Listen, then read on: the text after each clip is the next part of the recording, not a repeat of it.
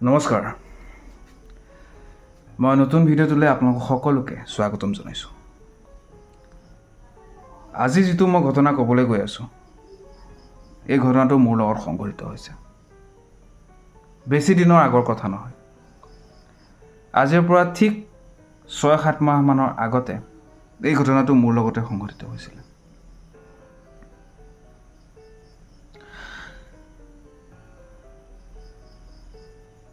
সেইদিনাখন আছিলে শনিবাৰ। মোৰ এগৰাকী বান্ধৱী গোলাঘাটত থাকে, মানে তাই চাকৰি কৰে গোলাঘাটত, তাইৰ ঘৰ গুৱাহাটী। আৰু তাইৰ চাকৰি কৰা জেগাকণ চাবলৈ তাই মাতিলে, আৰু ময়ো হ'ব বুলি ক'লোঁ। মই গোলাঘাট গৈ পোৱা নাছিলোঁ, সেইকাৰণে বোলো হ'ব, যাম দে। পিছদিনাখন দেওবাৰ, শনিবাৰে ৰাতি মই তালৈ যাম বুলি ভাবিলোঁ, আৰু ভাবি পেলাই মই বাছৰ কাৰণে বৰঘাট চকলৈ গুচি গ'লোঁ। ৰাতি ঠিক 12:15 হৈছে। 12:15 মানত মই গৈ সেইখিনি পালোঁগৈ, লগৰ এটাই থ'লেগৈ তাত।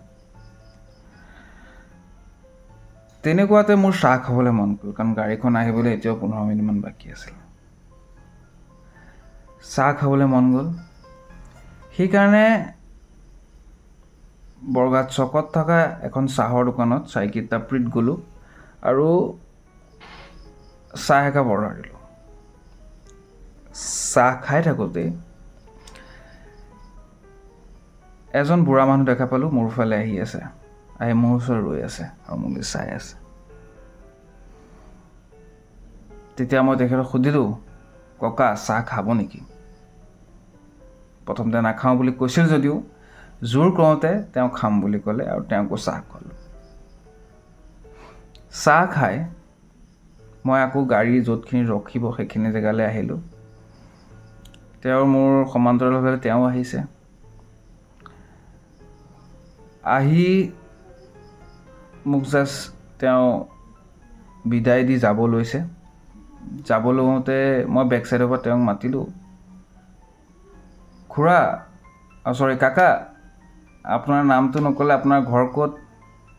মই বোলো গাড়ীখন আহে বোলে পলাম, আছে অকণ কাকাৰ লগত অকণ টাইম পাছ কৰোঁ। তেনেকুৱাতে তেওঁ ক'লে, মোৰ নাম জানি কি কৰিবা, মই ক'ত থাকোঁ জানো, এইবোৰ জানি কি কৰিবা? তুমি মোক চাহ খোৱালা, বহুত ধন্যবাদ। আৰু ময়ো তোমাক এটা সহায় কৰিব বিচাৰোঁ। যিখন গাড়ীৰ কাৰণে তুমি ৰৈ আছা, সেই গাড়ীখনত তুমি নাযাবা।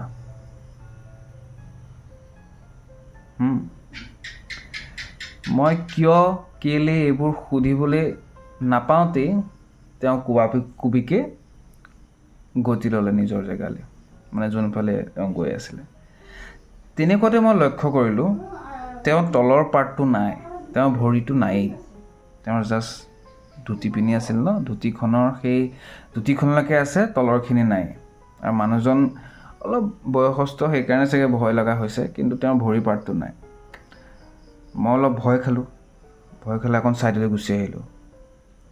ছাইডলৈ আহি পেলাই এইবোৰ কথা ভাবি থাকোঁতে তৎক্ষণাত গাড়ীখন, মই যিখন গাড়ীৰ কাৰণে ৰখি আছিলোঁ সেইখন গুচি গ'ল, পাৰ হৈ গুচি গ'ল। মই মাতিলোঁ, একচুৱেলি মই পেচাব কৰিব গৈছিলোঁ, চৰি। মই গম নোপোৱাকৈ গাড়ীখন ক্ৰছ হৈ গুচি গ'ল, আৰু সেইখন গাড়ীৰে যাবলৈ সেই কাকাজনে মানা কৰিছিলে। মই বোলো কি হ'ব এতিয়া? তেনেকুৱাতে মই গাড়ী হেণ্ডিমেনটোলৈ ফোন কৰিলোঁ। তেতিয়া ক'লে, আমিতো গুচি আহিলোঁ, আৰু 10 মিনিটমানৰ পিছত আৰু এখন গাড়ী আহিছে, আপুনি সেইখনতে আহক। বোলো হ'ব আৰু, উপায়টো নাই, আপোনালোক গুচি গ'ল, ৰখিব লাগিছিলে। একো নাই দিয়ক, হ'ব। নেক্সট গাড়ীখন আহিলে। গাড়ীখন অহাৰ পিছত মই গাড়ীখনত উঠিলোঁ। উঠি পেলাই মই গোটেই বাটটো সেই মানুহজনৰ কথাই ভাবিলোঁ। কিয় মানুহজনৰ তল ছাইডটো কিয় নাই, মানে তলৰ ভৰি ছাইডটো যে কিয় নাই, কিয় মানে কি বস্তুটো? এনেকৈ ভাবি ভাবি গৈ থাকোঁতেই জখলাবন্ধা পালোঁ। জখলাবন্ধা ঠিক যেতিয়া পাইছোঁ, আমি গৈ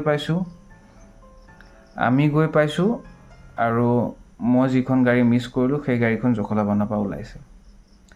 জখলাবন্ধাত যেতিয়া মানে আমিও চাহ পানী খাই ওলালোঁ, আগে আমাৰ গাড়ীখনটো গ'লেই আধা ঘণ্টামান আগত, আমাৰ চাহ পানী খাওঁতে আধা ঘণ্টামান লাগিছে।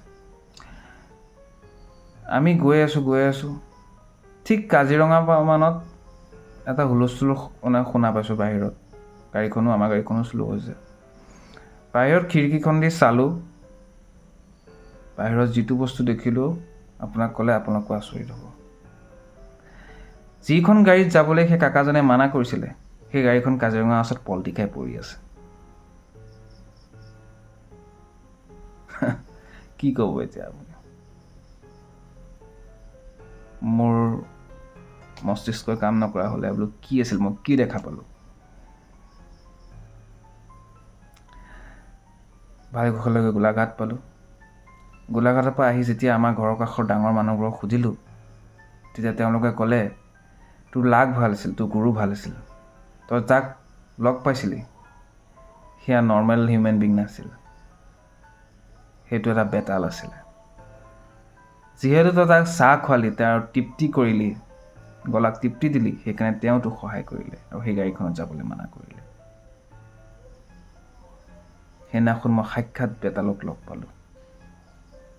গতিকে সদায় যে আপোনালোকৰ লগতো সেনেকুৱা ভাল ভূত বা বেতালে যে আপোনালোকক দেখাই দিব বুলি কোনো কথা নাই। কেতিয়াবা দিন বেয়া থাকিলে বেয়া শক্তিও আপোনাক দৰ্শন দিব পাৰে। মোৰ সেইদিনা গুৰু ভাল আছিল যে মই বেতালক লগ পালোঁ। গতিকে ৰাতি বিয়লি বাহিৰলৈ নোলাব আৰু সতৰ্ক থাকিব। এনেকুৱা ভিডিঅ' যদি আৰু শুনিবলৈ মন আছে, এনেকুৱা যদি কাহিনী শুনিব মন আছে, চাবলৈ মন আছে, তেন্তে মোৰ চেনেলটো ছাবস্ক্ৰাইব কৰি দিব, লাইক কৰিব আৰু শ্বেয়াৰ কৰিব। ধন্যবাদ। শুভৰাত্ৰি।